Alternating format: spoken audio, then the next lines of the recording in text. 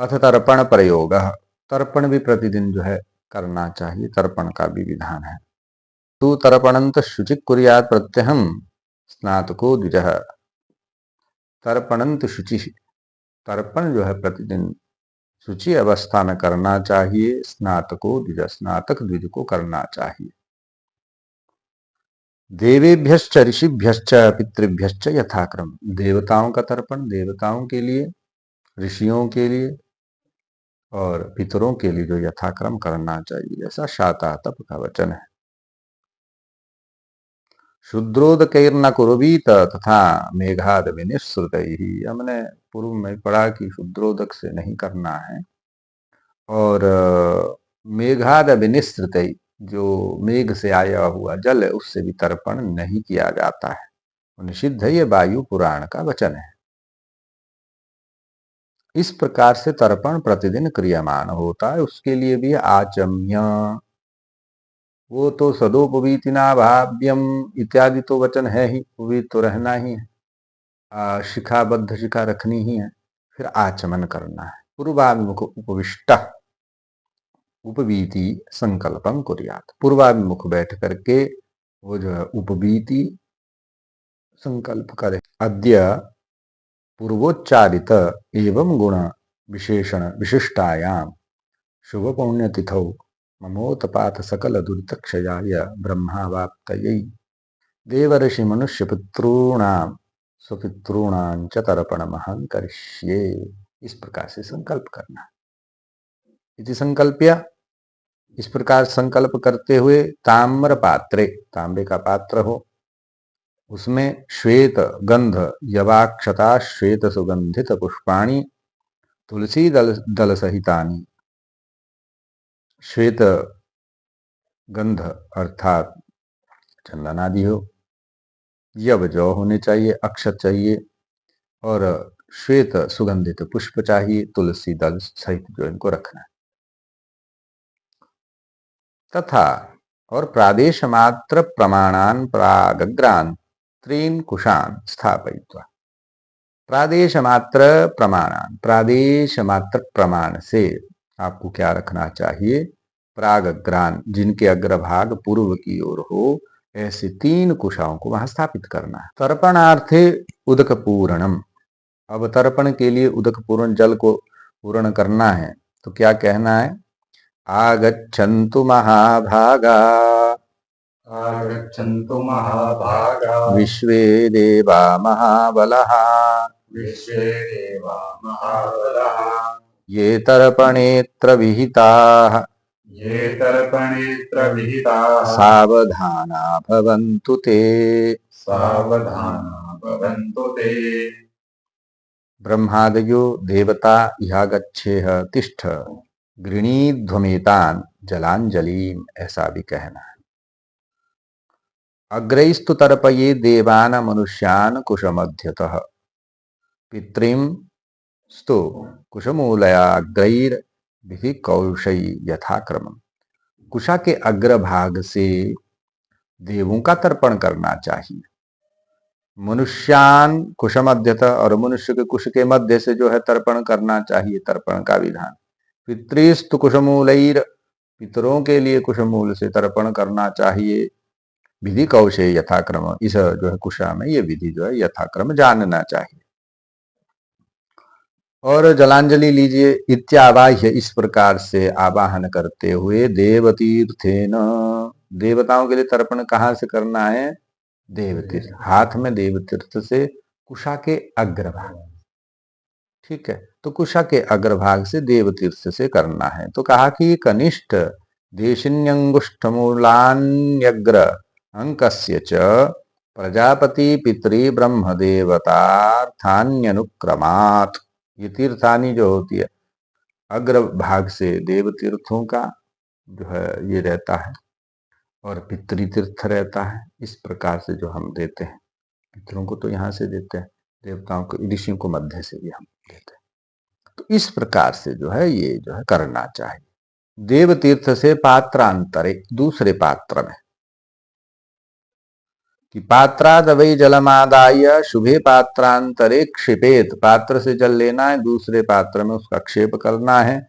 जलपूर्णेथवा गर्ते, जहां जल से पूर्ण गर्त हो उसमें, स्थले तु विबर्हिषि। इस प्रकार से यहाँ हारित जी का ये वचन है। हेमरोप्य ताम्रकांस्यमये पात्रे नामृणमये। हेम सुवर्ण का पात्र हो और चांदी का पात्र हो, तांबे कांस्य का भी हो सकता है, परंतु मिट्टी के पात्र में नहीं देना चाहिए, मृणमय में नहीं देना चाहिए। यत्र पूत स्थलन तत्र तर्पणं स्यान नदी जले, जहां पवित्र स्थान हो वहां नदी के जल में जो है तर्पण करना चाहिए, हो सकता। अन्यच्च मार्जनं तर्पणं श्राद्धं कुर्याद बारिधारया। अंगिरा जी का वचन है कि अन्य जो मार्जन तर्पण और श्राद्ध है वो बारी धारा से नहीं करना चाहिए, जल की जो वर्षा से होती उसकी धारा से नहीं करना चाहिए। जल पूर्णे गर्तेवा, जल से पूर्ण गर्त में दिया जा सकता। पति मंत्रेण एक एकम, आगे जो मंत्र पढ़े जाएंगे उससे एक एक अंजलि देनी है। एक एकैकम अंजलिम देवा द्वौ द्वौ तु सनकादयः अर्हन्ति पितरस्त्रीन् स्त्रीन् स्त्रिया एकैकमंजलि, ऐसा व्यास जी का मत है। देवताओं के लिए एक अंजलि, दो दो शनकादि के लिए, और पितरों के लिए तीन तीन जो है यहाँ विधान है। ग्रंथांतरे विशेष, ग्रंथांतर में विशेष कहा कि मातृमुख्यास्तु यास्तिस्रस्तासां स्त्रीन् स्त्रीन् जलांजलिं दद्यान मातृत्रयी भिन्न स्त्रिभ्य एकांजलिन तथा। अब ये भी कहा कि पितरों में जो स्त्रियां हैं उनको एक एक अंजलि देनी है, परंतु ग्रंथांतर में कहा कि मातृमुख्यास्तु यास्तिस्र, मातृमुख्य जो तीन होती है उनके लिए जो है आपको, माता दादी इत्यादि, उनके लिए जो आपको तीन तीन अंजलि देनी। माता से भिन्न जो जो स्त्रियां हैं उनके लिए जो है आपको एक ही अंजलि देनी है, ऐसा विधान है। कहा अक्षतमिक्ष अक्षतई तर्पये देवान इति वचनात्, यहाँ अक्षत देवताओं के लिए तर्पण के लिए अक्षत लेने, टूटे हुए ना हो चावल, वो अक्षत उनको लेना चाहिए। जलांजलिन दद्या, जलांजलि देनी चाहिए। ब्रह्मा तृप्यताम विष्णुस्तृप्यताम रुद्रस्तृप्यताम प्रजापतिस्तृप्यताम देवास्तृप्यन्ताम छन्दागुंसितृप्यन्ताम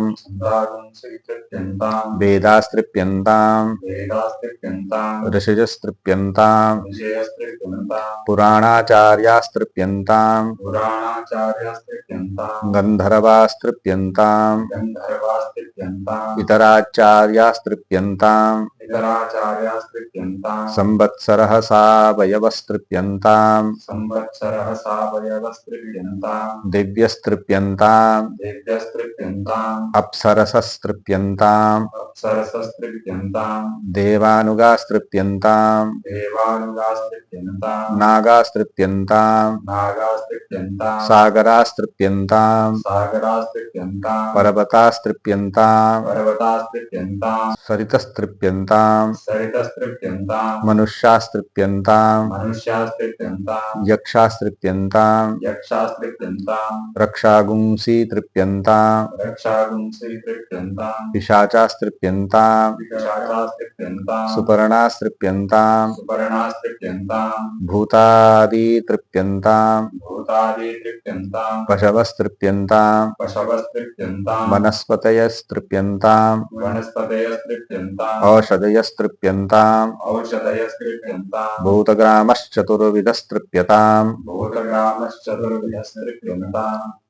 यहाँ तक करके तथा उत्तराभिमुखो निवीति। अब जब जो है आप देवताओं को तर्पण करें तो जैसे जनेऊ होता वैसे ही रखना होता, पहले भी हमने तर्पण में देखा वो नियम वैसे ही है, उसी में आपको जो है देवताओं के लिए करना। यहाँ प्रणव का जो है आपने स्वयं संयोग कर देना है ना, प्रणव का संयोग करते ही इसको बोलना है। और फिर ये तो पूर्वाभिमुख था, जैसे यज्ञोपवीत था वैसे ही रहना है। फिर क्या कहते हैं कि तथा उत्तराभिमुखो निवीति, अब उत्तर की ओर मुख कर देना है।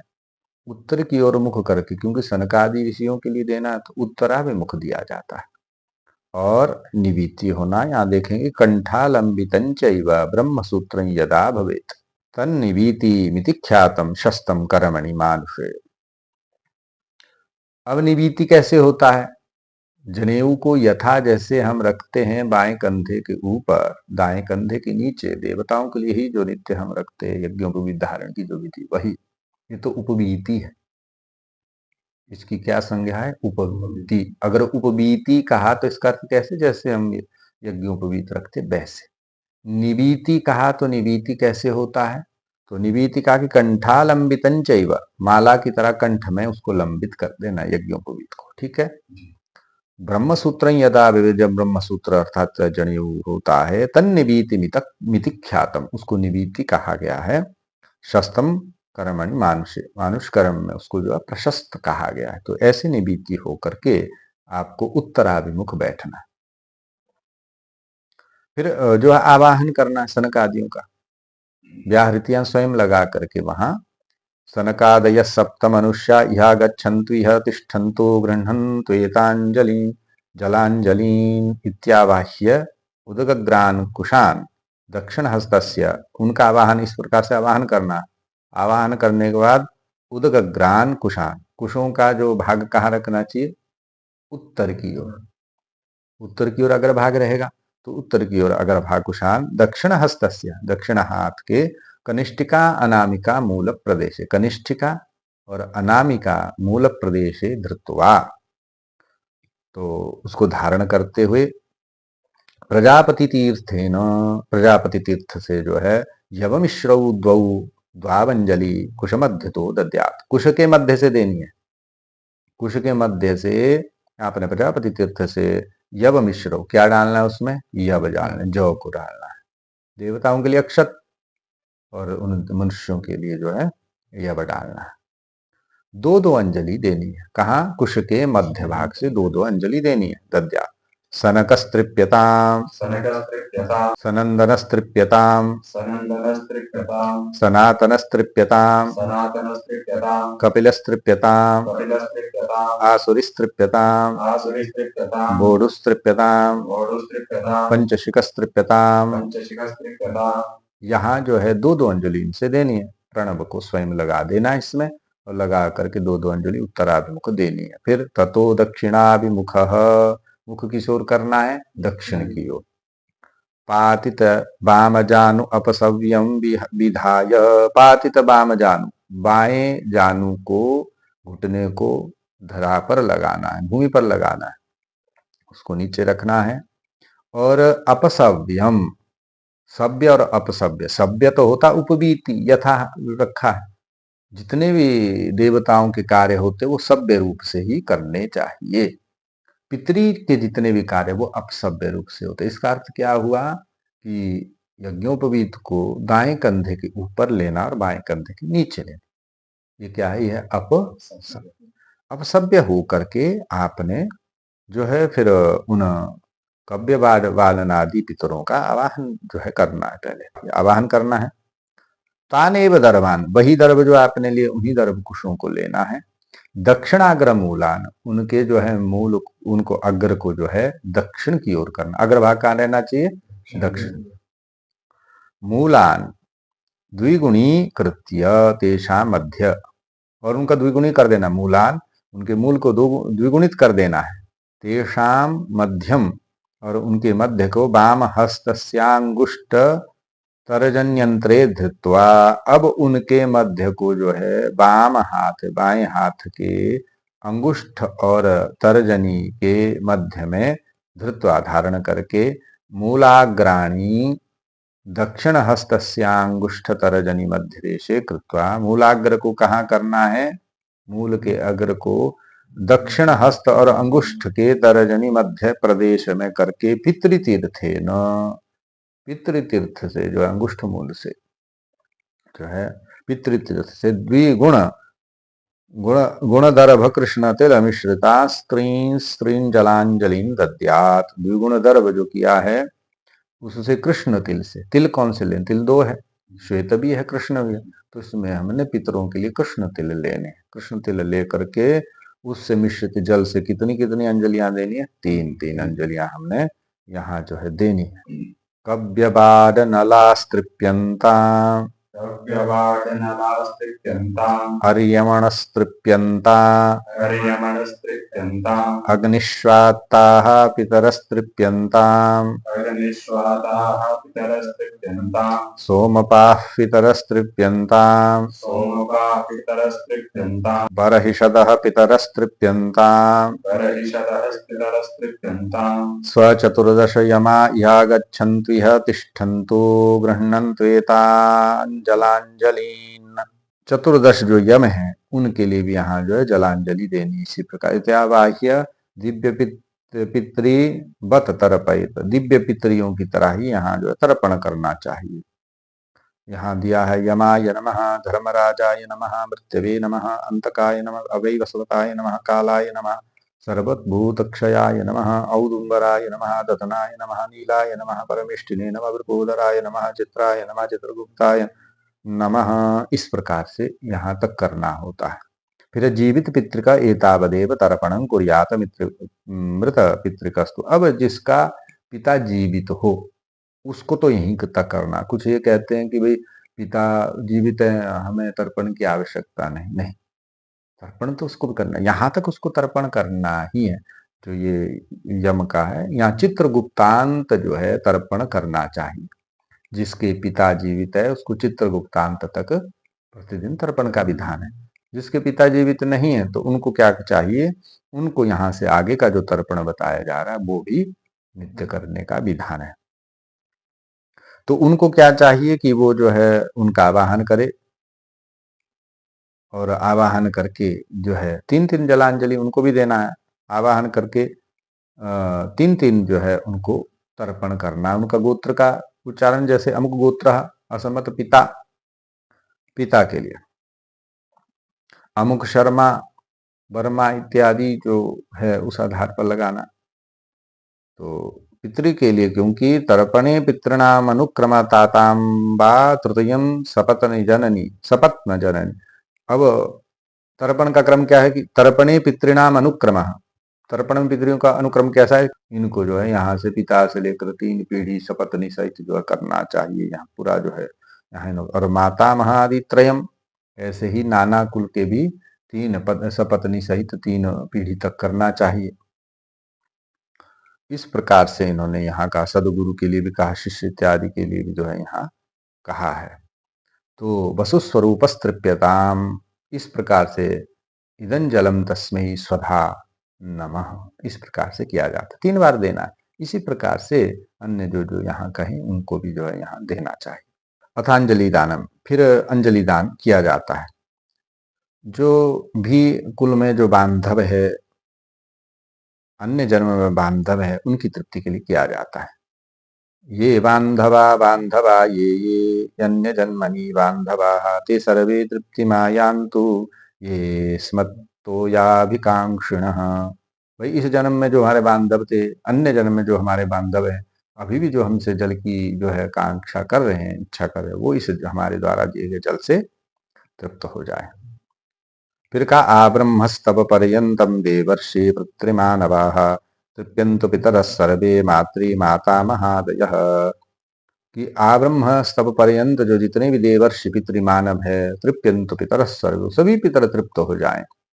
माता मातृमाता महादयः, वो भी अतीत कुल कोटि नाम, जो अतीत कुल कोटि वाले वो भी सप्तद्वीप निवासी नाम, 7 द्वीपों में जहां भी रहने वाले वो सभी तृप्त हो जाए।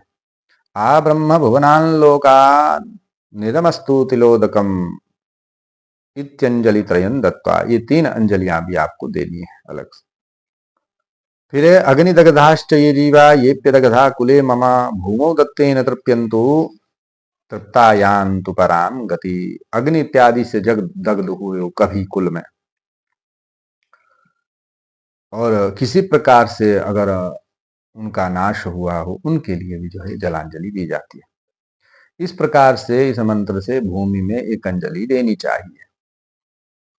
फिर कहा कि ये के चास्मत कुले जाता अपुत्रा गोत्रिणो मृता, ते गृह्णन्तु मया दत्तम वस्त्र निष्पीडनोदकम। अगर मान लीजिए हमारे कुल कुटुंब में अगर कोई अपुत्र हो करके कोई गोत्र इत्यादि जो है मृत हो गया हो, ते गृह्णन्तु मया दत्तम वस्त्र निष्पीडनोदकम, मेरे द्वारा ये जो है वस्त्र से निष्पीडित जल जो है उससे जो वो तृप्त हो जाए। स्नान के समय में इसको हम करते, स्नान के समय में हमने इस तर्पण को देखा कि वहां इसको इस प्रकार से किया जाता है। फिर क्या करना है, ततः सभ्येन, इस प्रकार से तर्पण करते सभ्य हो जाना है, जनेऊ को बाएं कंधे के ऊपर ले जाना है। सभ्य हो गए, शुद्धोदके नाचम्य, शुद्ध जल से आचमन करना है। पुनरपसभ्यम दर्भ त्याग, फिर अपसभ्य हो जाना है, फिर दर्भ का त्याग करना, जो दर्भ लिया है उसका त्याग कर देना है। येषाम पिता न च भ्राता न पुत्रो नान्य गोत्रिण ते सर्वे तृप्तिमायान्तु मयोत्सृष्टै कुशैः सदा। अब जिनके ना तो पिता भ्राता इत्यादि ना ही अन्य गोत्रीय है, वे सभी जो है ये जो उत्सृष्ट की जा रही है कुशा, इससे वो तृप्त हो। इति मंत्रेण धर्मानुत्तरतः फलिते, उन दर्भों का छोड़ना है, उत्तर की ओर जो है छोड़ देना। सभ्ये नाचम्यार्धिन जलो वा साक्षतम, अब सभ्य हो जाना है और आचमन करना है। अंजलि में वा अर्घ में या अंजलि में क्या करना, साक्षत अक्षत सहित कुसुम जलंच गृहीत्वा, कुसुम पुष्प और जल को लेकर के, तर्पित देवर्षि मनुष्य पितृ जल पात्रे, जो तर्पित किया अपने देव ऋषि मनुष्य और पितरियों के जल पात्र में, श्री ब्रह्मादीन प्रति अर्घं दद्यात्, उसमें श्री ब्रह्मादि के लिए जो है आपको अर्घ्य देना है। कैसे देना है, ब्रह्मणे नमः, विष्णवे नमः, रुद्राय नमः, सवित्रे नमः, मित्राय नमः, वरुणाय नमः, यहां तक करके तथा उत्थाय, फिर उठ के जो है आपको क्या करना है कि नमो विवस्वते ब्रह्मण भास्पते विष्णु तेजसे जगत सवित्रे शुचये नमस्ते करमदायिने इति मंत्रेण सूर्यार्घ्यम दद्यात्। उसके बाद सूर्य भगवान को अर्घ्य देना इस मंत्र से, और उसके बाद जो है विसर्ज्य देवागात इति मंत्र से विसर्जन कर देना है। फिर अर्पण करना होता, तर्पण का अर्पण भी करना चाहिए कि कृतेनानेन यथाशक्ति तर्पणाख्येन कर्मणा पितृस्वरूपी जनार्दन वासुदेव प्रीयताम, ततः कर संपुटं कृत्वा, भगवान को अर्पण कर दिया इस तर्पण को, और संपुटित कर देना कि यस्य स्मृत्या च नामुक्त्या तपो यज्ञ क्रियादिषु न्यूनम संपूर्णता याति सद्यो वंदे तमच्युतम। भगवान विष्णु का स्मरण करना, विष्णवे नमः, विष्णवे नमः, विष्णवे नमः, 3 बार भगवान विष्णु का स्मरण करना है। ततस्तीर्थम नमस्कृत्य, तीर्थों को भी नमस्कार करना है।